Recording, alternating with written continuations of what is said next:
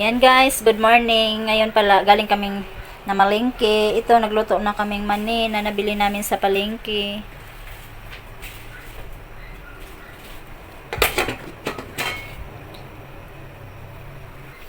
Ayan, bumili din kami ng saging at saka kamote. Hindi talaga to nawawala guys pag namili kami sa palengke. Kamote at saka saging. Kasi minsan, ito lang kinakain pag ayaw ng kanin. Ito yung replacement namin pag hindi kami magkakanin. Ayan, ito pala yung uulamin ngayon guys. Yung tinulang isda na binili namin sa palengke. Tuna yung pangalan nito, baka hindi nyo alam. Ayan, syempre malunggay lang yung saho guys para tipid. Kasi mahal na yung isda, tipid ang gulay. O, sinasalik man yan siya, diba? Lagi yan siya sa vlog namin. Yung batang magulo lagi. Mag-hike ka nga, mag-hike ka, namimiss ka na nila. Dili na. Oh, lagi yan siya, taga-tikim pag may pagkain. Ngayon walang pagkain sa vlog namin. Kasi tinula lang yung lulutuin natin. Ayan, ito naman yung binili naming mga prutas. Ayan. Ito na yung mga nabili sa palengke. Puno pati yung ice. Oh, ayan. Naayos ko na rin. Hindi pala ako nag-ayos, sila pala nag-ayos. Puno ng gulay, 'di ba? Mas masaya pag maraming gulay at healthy pa.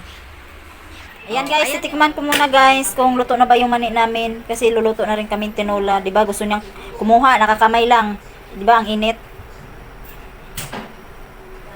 Tikman mo, o kaan na daw dong. Bisaya ni dong. Ayan, luto na yung mani na niluto namin. O, aalisin ko na dito guys. Ayan guys, napakulo na kami para sa tinulang isda namin.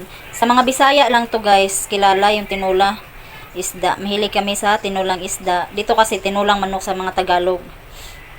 Dahil andito yung lula ko, kailangan namin laging isda. Kasi yan yung nakasanayan sa probinsya namin. Tsaka hindi na siya kumakain ng karne. Siyempre, may edad na. Ayan, nilagay na niya yung mga ricados, mga ingredients pala sa ano. Para pag ano nito guys, pag kulo, ilagay na yung isda. 'Di ba? Madalian na to na ano, lutuan.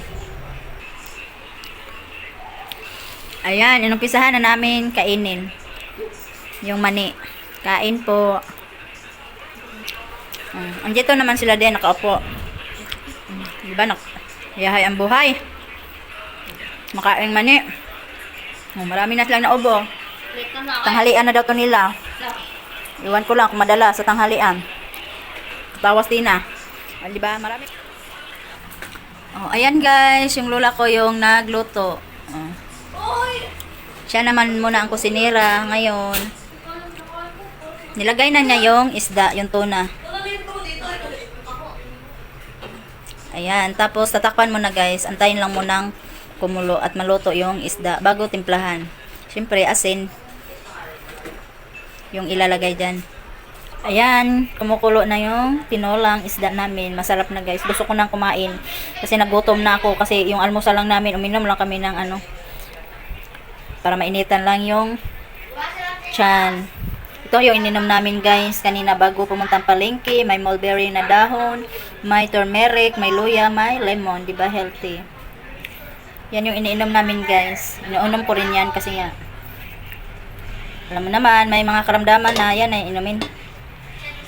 Ayan guys, nakalimutan kong mag-video habang tinimplahan. Naglagay lang tayo ng asin.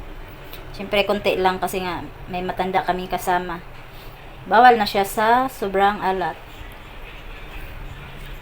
Ayan, ilagay ko na rin yung malunggay. Para din kaming nasa probinsya namin. Diba, nagkagulo na yung iba kong kasama dito sa bahay. Nag-agawan na sila sa mani. Ayan. Pakuluin ko lang siya saglit, guys.